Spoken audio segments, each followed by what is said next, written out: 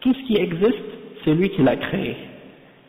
Et il l'a créé à partir de rien, à partir du néant. D'accord? Et c'est ça la croyance de l'islam. Et c'est ça la croyance de Jésus et la croyance d'Abraham et de Moïse et de Jacob. Lorsqu'on retourne aux paroles écrites dans la Bible, quand Jésus parle de son Dieu, il dit « le Dieu de mes pères, le Dieu d'Abraham, le Dieu de Moïse, le Dieu de Jacob ». Le Dieu de Moïse, le Dieu d'Abraham, le Dieu de Jacob, est-ce que c'était Jésus? C'était pas Jésus. Quand Abraham priait, est-ce qu'il demandait à Jésus? Quand Jacob priait, est-ce qu'il priait Jésus? Quand Isaac priait, est-ce qu'il priait Jésus? Quand Noé priait, est-ce qu'il priait Jésus? Jamais. Il n'a jamais connu Jésus. Pourquoi après tous ces milliers d'années que les êtres humains n'ont jamais prié autre que Dieu seul, parmi les prophètes, tout d'un coup, subitement, quelqu'un nous arrive, très longtemps après Jésus, on nous dit, il faut prier maintenant Jésus et non pas Dieu seul. Il faut cesser d'adorer le Dieu unique et adorer à la place un être humain, ou sa mère, ou d'autres parmi les créatures. Quel message ça? Ça c'est pas le message de Jésus. Jésus disait, mon Dieu est votre Dieu. Et quand il priait le créateur de l'univers. Il priait Dieu. Comment il peut être Dieu s'il prie Dieu? Hein? Ça se peut pas. Il y en a qui disent il est Dieu incarné. C'est-à-dire Dieu est entré dans lui, il est devenu un avec Dieu. Hein? C'est ça la croyance des chrétiens. Et cette croyance-là, elle est contraire à la croyance de tous les prophètes qui sont venus avant Jésus. C'est une nouvelle religion, un nouveau message, et ça c'est une contradiction, parce que le message des prophètes doit être le même. La base du message de tous les envoyés de Dieu est le même. Et Jésus n'a pas divergé. Même si on retourne à la Bible, qui est présent aujourd'hui, parmi la Bible que les chrétiens suivent aujourd'hui, et on cherche dans les paroles de Jésus, on trouve nulle part où il dit « Je suis Dieu, adorez-moi ». Nulle part où Jésus a dit ça. Donc c'est pour faire comprendre que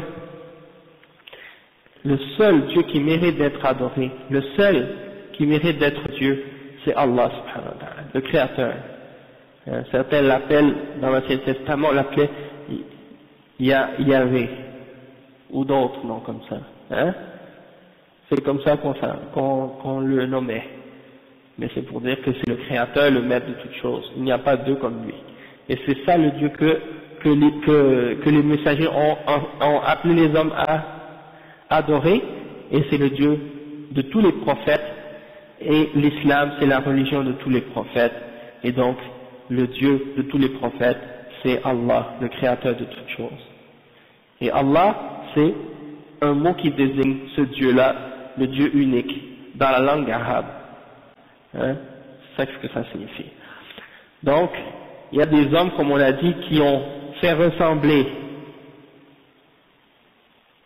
des êtres humains à Dieu, ou des animaux à Dieu, ou des pierres à Dieu. Ils ont donné à des pierres des pouvoirs. Hein? Il y en a qui croient que certaines pierres ou certaines statues ont un pouvoir de guérir ou un pouvoir de faire quelque chose. Ils ont donné à une pierre un pouvoir qui appartient seulement à Dieu.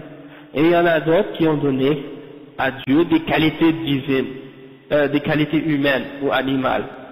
Hein? Ils ont dit par exemple, le 7e jour il s'est reposé. Pourquoi? Il était fatigué? Est-ce que Dieu se fatigue? S'il se fatigue, il n'est pas tout puissant. Et c'est pour ça que Dieu, dans le Coran, dans le livre qu'on croit nous les musulmans, Dieu dit il a créé les cieux et la terre en 6 jours et il n'a senti aucune fatigue. وَمَا مَسَّنَا مِن لُغُوبٍ. L'histoire qui s'est reposée le 7e jour, ça c'est un ajout que les Juifs ont écrit avec leurs mains. Dieu ne s'est jamais reposé parce qu'il n'a pas besoin de se reposer parce qu'il est tout puissant. Mais c'est la façon dont ces hommes-là ont décrit Dieu comme un homme. Il y a même des endroits dans la Bible où on voit que soi-disant Jacob se bat avec Dieu, et il l'a battu. Hein? Il a battu Dieu. Alors comment on peut imaginer des histoires pareilles écrites dans la Bible? C'est des exemples de gens qui ont écrit des livres, qui prétendent que c'est la parole de Dieu, et c'est eux-mêmes qui l'ont écrit avec leurs mains. Hein? Donc c'est des exemples comment des gens des fois ils donnent à Dieu des faiblesses, des qualités de faiblesse, des qualités humaines, hein, pour rabaisser Dieu. Et ça c'est pas accepté dans l'islam. Et donc ça c'est juste un exemple pour donner une idée comment nous les musulmans on croit en Dieu et c'est qui ce Dieu-là pour nous. D'accord? Donc il y a plus de détails bien entendu, mais ça c'est juste pour donner donc une idée plus générale. Ok? Puis ensuite, bien entendu, il y a d'autres principes de la foi. Il faut croire à tous les prophètes de Dieu. On ne fait pas de distinction entre un prophète et un autre. Hein? On dit par exemple, on croit en Moïse mais on ne croit pas à Jésus, comme les Juifs. Ou on croit en Moïse, on croit en Jésus mais on ne croit pas en Mohammed sallallahu alayhi wa sallam. Ça aussi c'est pas correct. Il faut accepter tous les prophètes. Et le prophète Mohammed sallallahu alayhi wa sallam, c'est le dernier des prophètes, c'est le prophète de l'islam, le prophète qui nous a amené le Coran. Il faut croire en lui pour être un vrai croyant aujourd'hui, parce que c'est le dernier des messagers de Dieu. Il est né il y a de ça 1400 ans en Arabie. Et qu'est-ce qu'il a amené comme message? C'est le même message que tous les autres prophètes qui sont venus auparavant. Hein? Et cette religion-là, c'est pas une religion nouvelle, qui est différente du message des autres messagers qui sont venus auparavant. C'est le même message de base que tous les prophètes ont enseigné à travers les siècles et à travers les histoires. À chaque peuple, Dieu a fait venir un messager ou un prophète pour les appeler à adorer Dieu seul et à s'écarter de l'idolâtrie et à s'écarter de tout ce qui est adoré en dehors de Dieu. Et le dernier de ces prophètes-là, c'est le prophète Mohammed sallallahu alayhi wa sallam. Et il est venu dans une région, c'est l'Arabie, la région de l'Arabie, et à cet endroit-là, Abraham avait construit une maison pour adorer Dieu. Mais qu'est-ce qui est arrivé avec le temps, c'est que des hommes avaient construit autour de cette maison toutes sortes d'idoles. 365 idoles, une idole pour chaque jour. Et chaque tribu avait son idole.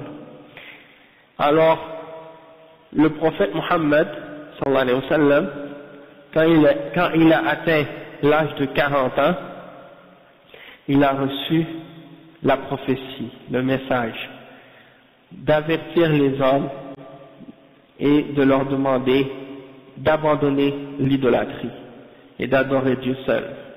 Et donc il a commencé sa mission d'appeler les hommes à adorer Dieu et d'abandonner l'idolâtrie et de laisser tomber les idoles.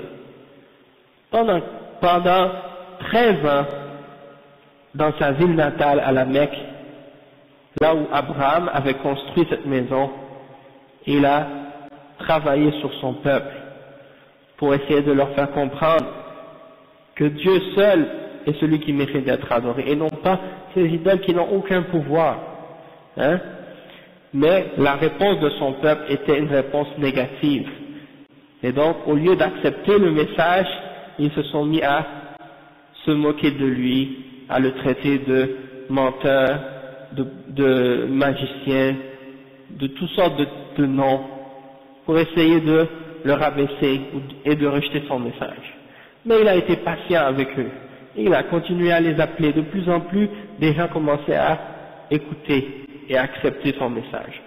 Mais tous ceux qui acceptaient se faisaient torturer ou tuer ou recevaient des mauvais traitements de la part de ces gens-là.